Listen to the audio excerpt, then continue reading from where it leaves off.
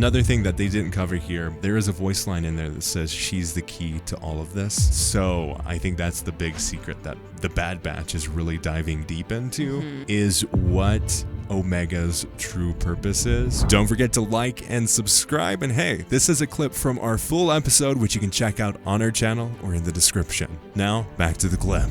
I think it shows that there is further need for Omega in this series, and I think she's the key to kind of what Palpatine and Hemlock really want to do. It would make sense because, I mean, that was kind of the whole point of Bad Batch ever since the beginning. It's always been about Omega. Yeah. It's always been her. And always been them protecting her. And this is her story, frankly. So. Oh, yeah. Yeah. Well, just called the Bad Batch. It's really all about Omega and how she fits in or doesn't fit in, and how she has to be the key to everything. Yeah. She's the outlier here. She's the one that's everything's going weird because of, it seems.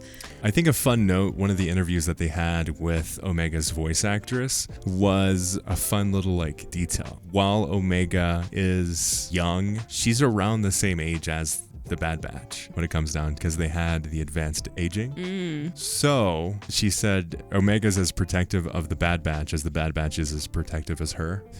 So I think that's a fun little thing to really keep in mind of these characters, or they're in the same boat. They are just as caring around each other as they are to one another. I think that's what makes it so hard when Crosshair left and then Omega gets captured. So there's a lot going on there. And then just even thinking about it, Omega is the key to this series, really. But also, we have an expanding universe with the Mandalorian and its details and Moff Gideon's exploration into the cloning, into the Dark Troopers, and all of these different pieces and details are all coming to fruition to see where the heck the cloning process is going to, which really makes me question why Kamino was ever blown up. Truly. If they still wanted to dive into cloning, they were the most advanced cloners. Right. But I think they weren't as controllable as we saw in Bad Batch Season 1 when it comes to the cloning process. Yeah, that was going to be my point. They just wanted more control. I think the Kaminoans have a bit more of a moral standard. Yeah. A little bit more. They're a little more on the side of white, maybe. Yeah. And they're gray.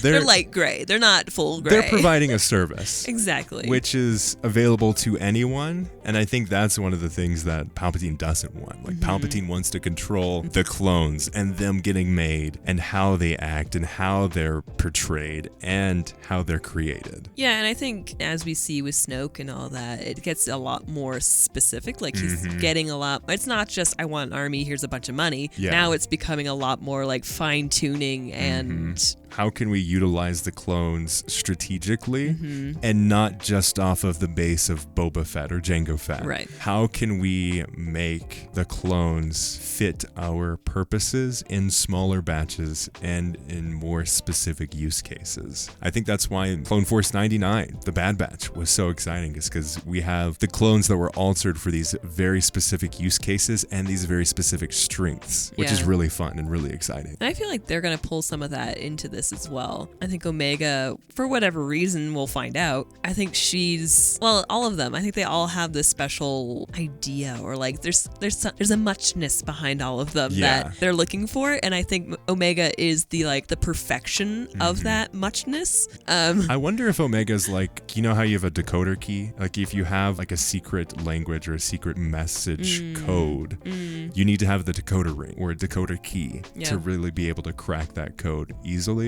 or be able to read it. I wonder if she is the genetic code when it comes to this next iteration of cloning. To take this base, which is a male base, to go to this female clone and start to adjust and take the idea of cloning from this one genetic model. Instead of duplicating it exactly, what happens if we change it? What happens if we alter it in the ways that we want it to be altered?